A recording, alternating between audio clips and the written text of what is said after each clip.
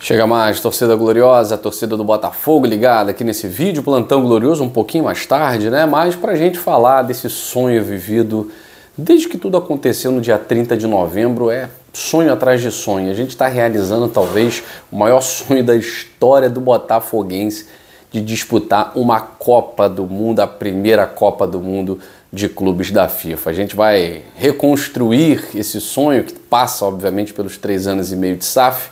Vamos falar também de algumas questões envolvendo o Botafogo. Houve aí o boato de que o Biel, que foi jogador do Bahia, se destacou, hoje está no Sporting, campeão de Portugal.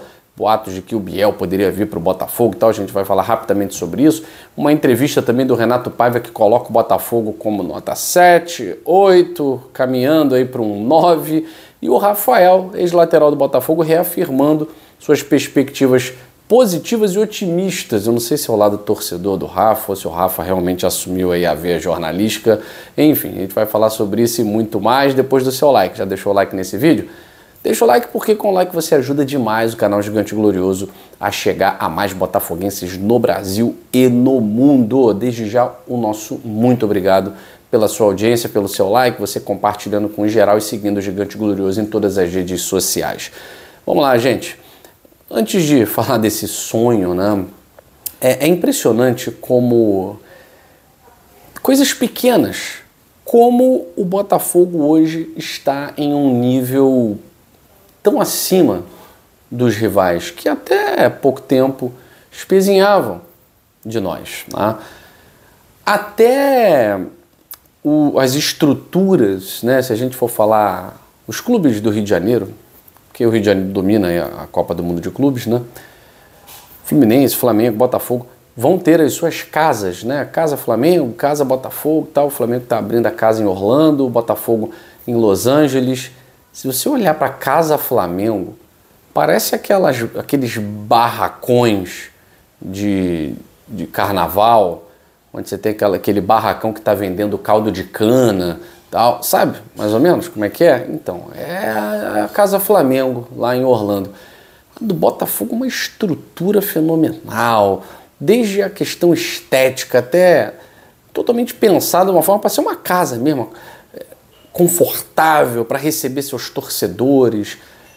É inacreditável como hoje o Botafogo olha para os rivais e pode dizer, não é assim não, não é assim não. E eu não posso dizer que foram tantos anos, porque o Palmeiras, por exemplo, que está no Mundial de Clubes também, o Palmeiras ficou aí quase 10 anos, né?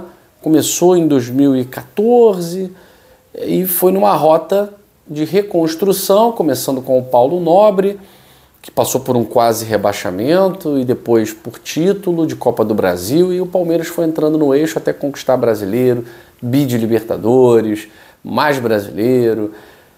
E o Botafogo, com 3 anos de SAF, com 3 anos de planejamento, de gestão competente e comprometida com pagamento de passivo, a gente precisa dizer que tudo passa pelo pagamento dos passivos. Não adiantaria nada se o Botafogo não tivesse a dívida do social abatida, porque não ficaria herança nenhuma. O Botafogo vem abatendo sistematicamente as suas dívidas, que na verdade são dívidas do Botafogo Associativo, que passaram para a SAF, e a SAF vem conseguindo abater essas dívidas em valores consideráveis. Tanto que o Botafogo já não é nem top 6 de devedor, nem top 7 de devedor no Brasil. E a gente era top 2. Já fomos top 1, depois ficamos ali entre os 3, e hoje a gente está cada vez mais se distanciando, porque enquanto outros clubes estão aumentando o seu passivo, o Botafogo consideravelmente vem diminuindo o seu passivo. E essa é uma herança que, ao lado do centro de treinamento, e eu acho que o centro de treinamento vem com tudo a partir dessa temporada e da temporada que vem, principalmente com o que nós falamos na live de ontem, né? O John Textor protocolou, né? A Eagle, né? Protocolou pedido de entrada na Bolsa de Nova York.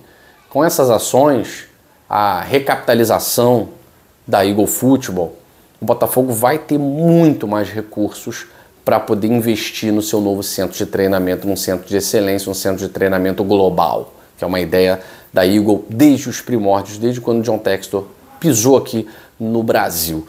Isso que vai ser a semente do futuro deixada pela Eagle Football no Botafogo. Por mais que vendam o Botafogo para um outro grupo e tal, com um centro de treinamento e as dívidas equacionadas, qualquer um pode fazer um grande trabalho aqui no Botafogo. E é claro, a semente do espírito vencedor, isso também é muito importante.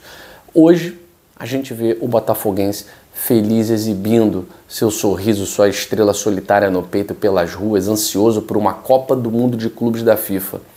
Lembrando que em 2020, 2021 a gente jogava a Série B do Campeonato Brasileiro. A gente estava preocupado com o resultado diante do Brusque. A gente estava preocupado em vencer o Operário. A gente estava disputando um jogo com o Brasil de Pelotas, valendo o título. Era essa a nossa preocupação. Vendo Vasco e Cruzeiro na Série B e o Botafogo, pô, fomos os únicos grandes a subir da Série B para a Série A. Essa era a nossa glória há 3 anos e meio. E hoje nós estamos falando de um time que o próprio Renato Paiva, na sua entrevista de ontem, falou: o Botafogo hoje é um time nota 7, 8, caminhando para o 9. Eu espero muito que essa caminhada para o 9 se dê no decorrer da Copa do Mundo de Clubes da FIFA.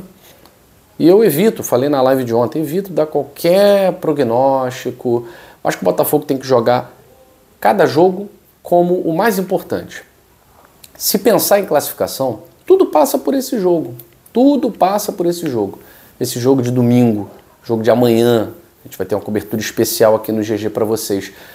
Então, falar de uma Copa do Mundo de Clubes da FIFA 3 anos e meio depois de disputar uma Série B é algo que está na margem do sonho, né? E a gente tem que viver esse sonho, a gente tem que curtir esse sonho. Eu conversando com meu amigo Felipe Oliveira, que foi um dos fundadores aqui do canal Gigante Glorioso, às vezes te dá uma palhinha lá no Dois Toques, ele falou, ele é Vasco, né? Ele falou assim, cara, esquece esse negócio, já vai jogar com o PSG, vai jogar com o Atlético de Madrid. Irmão, eu só queria estar disputando essa Copa, independentemente se fosse no grupo com o PSG, Atlético e Real Madrid. Eu só queria estar nela. E esse é o sentimento de quem está fora. Quem está fora vai ter que assistir aos clubes que estão jogando a Copa do Mundo de Clubes. Para nós, é um orgulho muito grande. Que quem está aí falando mal, quem está aí espezinhando, quem está dizendo que não vai a lugar nenhum e tal, eles nem chegaram lá. Eles nem chegaram lá. Nós estamos aqui. O Rio de Janeiro representado pelo Botafogo, pelo Flamengo, pelo Fluminense. São Paulo, que sempre foi dominante e tal, tá com um só. Tá com um só. E eles se mordem, eles não aguentam. Né? Vamos viver e vamos curtir muito esse sonho que se transformou em realidade. Gente, Biel. Nada de Biel no Botafogo. Biel foi oferecido. Nem acho que seja um jogador muito mais interessante do que o Cauli, que foi um jogador mencionado pelo próprio Renato Paiva. Então, mas não vem, tá? Foi oferecido. Nesse momento não tem negociação nenhuma. Na segunda janela tal. Segunda janela é outra coisa. Primeiro que o Biel joga numa posição em que a gente agora tem jogadores para jogar, a gente precisa de jogadores para a ponta direita, né? Então, Biel, vamos esquecer, não tem nada ainda envolvendo Biel e Botafogo, Sporting, nada disso, tá certo? Qualquer notícia, no decorrer do dia, a gente vem aqui e traz para vocês em relação a isso e a outras situações. O Rafael, ex-lateral do Botafogo, torcedor do Botafogo, está lá na Cazé TV, ele mais uma vez insistiu nessa questão de que os europeus vão sentir fisicamente. Estou confiando muito nisso. Principalmente que o PSG vai vir de um jogo muito pegado contra o Atlético de Madrid. E o Botafogo, a gente não conhece muito o Seattle Sounders, né? Mas o Botafogo, a tendência é que venha num jogo mais leve fisicamente. Então, além deles estarem no final de temporada e a gente no meio da temporada, né? Fisicamente os nossos times estão melhores do que eles. Então, a conta é a seguinte, né? A conta otimista. O Rafael deve estar pensando assim também. Se no fim de temporada o Flamengo endureceu com o Liverpool, o Palmeiras complicou para o Chelsea, o Grêmio já havia também dificultado um pouquinho para o Real Madrid, Fluminense e Manchester City não deu, né? Não deu para o Fernando Diniz.